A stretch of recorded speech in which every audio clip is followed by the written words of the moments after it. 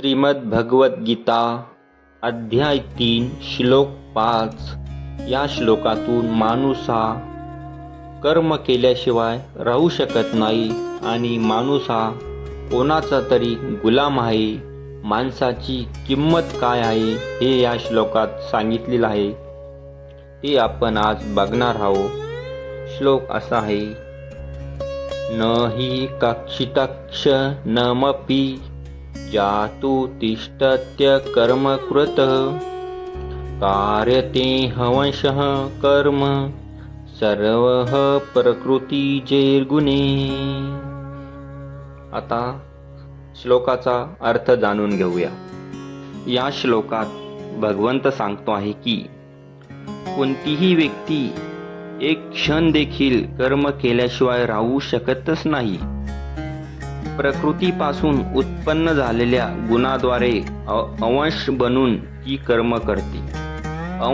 अंश म्हणजे नियंत्रणात नसलेला लाचारी माणूस, याला अंश असे म्हणतात. सर्वांनाच कर्म करावे लागते, तेव्हा मी कर्म सोडे हे बोलणे योग्य नाही. कर्म करणे सोडल्याने सुख मिळत नाही, त्याप्रमाणे कर्म टाकून दिल्याने सुद्धा सुख मिळत नाही.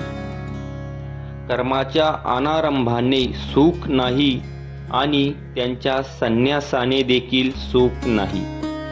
कारण काही असो, कर्म घडतच राहणार आहे. कर्म होणार नाही असे कधीही घडणारच नाही. एखादा माणूस दुसऱ्या गावी जाऊ इच्छित नसला, पण त्याला दुसऱ्याने स्वतःच्या गावी नेले तर तो काय करणार? एकदा दोघेजण बैलगाडीतून एका गावाहून निघाले. त्यातल्या एका जोडीदाराचे गाव वाटेवरच होते. त्याला स्वतःचे गाव वाटेत आल्यावर उतरायचे होते. दोघांच्या गप्पा गोष्टी चालल्या होत्या.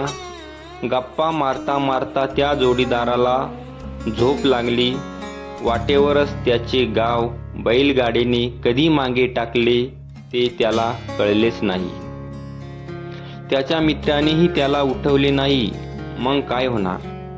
तो झोपेतून उठला तेव्हा त्याला समजले की आपण मित्राच्या गावी येऊन पोहोचलो आहोत.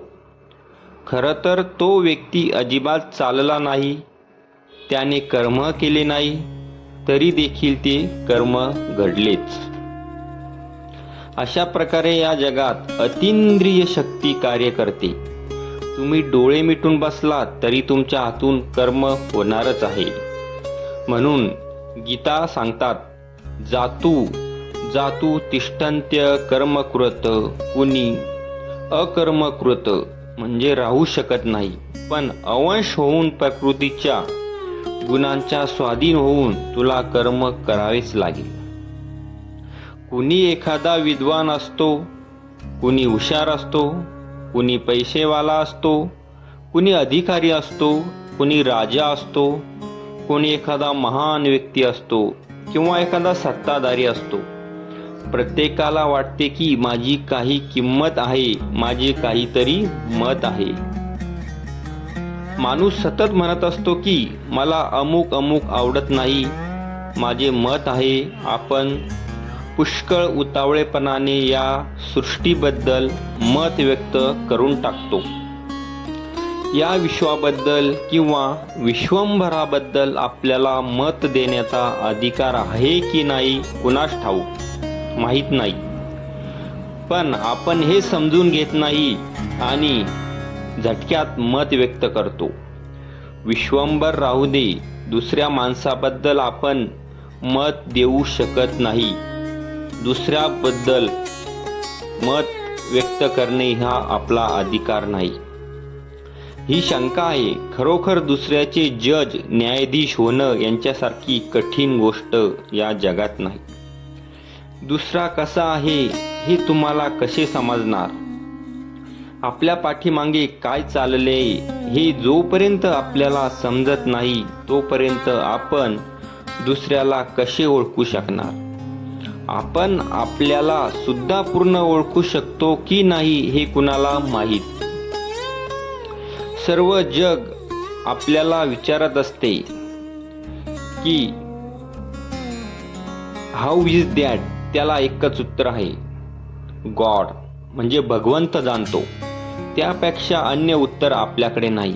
तरी सुद्धा आपण सांगत असतो की माझे मत असे आहे, असे घडले पाहिजे आणि तसे घडता कामा नये. आपण दुसऱ्यांना सल्ले देत असतो, दुसऱ्यांना सल्ले देण्यात आपण माणूस हा पटाईत असतो. या माणसाला विचारायला पाहिजे की या विश्वात तुला किती किंमत आहे आणि कोण किंमत देतो. या सृष्टी तुला विचारतो कोण, तुझं मत जाणतो कोण. गीता सांगतात की तू मारे मिजाशीत सांगतोस की मी कर्म करणार नाही. अरे पण अंश बनून तुला कर्म करावेच लागेल. अंश म्हणजे पराधीन, दुसऱ्याच्या ताब्यामध्ये जाऊन तुला कर्म करावे लागेल. मग मी कर्म करणार नाही असे कसे म्हणतोस. या सृष्टीमध्ये आपणही अशा खोट्या बडाया मारतो, हे माझे आहे, यात माझे मत आहे, अशा प्रकारे आहे, हे मी केलं, ते माझ्यामुळेच घडलं आणि ते माझ्यामुळेच झालं, अशा आपण बडाया मारत असतो. या सृष्टीमध्ये माणूस जन्मला की स्वतःचं मत असे त्याला वाटते. परंतु या सृष्टीत आपले मत कुणी विचारतो का, आपले मत कुणी घेतो का. आपले मत कुणी विचारत नाही. इतकेच नाही, आपले मत घेण्याची कुणाला गरजही नसते. आपण स्वतःला मोठे शहाणे समजतो असू, पण आपल्याला या जगात कोणी विचारत नाही, ही खरी वस्तुस्थिती आहे. कामापुरता मामा अशी गोष्ट या जगात माणसाची झालेली आहे. आपल्याला कोणते आईबाप हवेत हे आपल्याला कुणी विचारले नाही. मिळाले ते आईबाप. अमुक भगिनी खूप सुंदर आहे, गोरी आहे, चांगली आहे, ती माझी बायको असती तर, ती माझी आई असती तर मी तिला रोज नमस्कार केला असता. हे नाही चालत.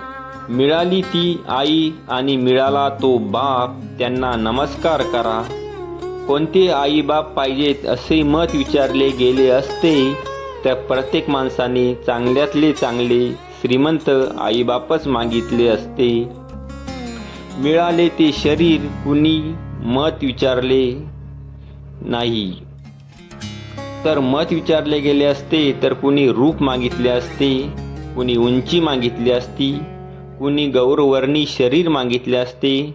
म्हणून नाकटा असला तरी नाकटा आणि काळा असला तरी काळा.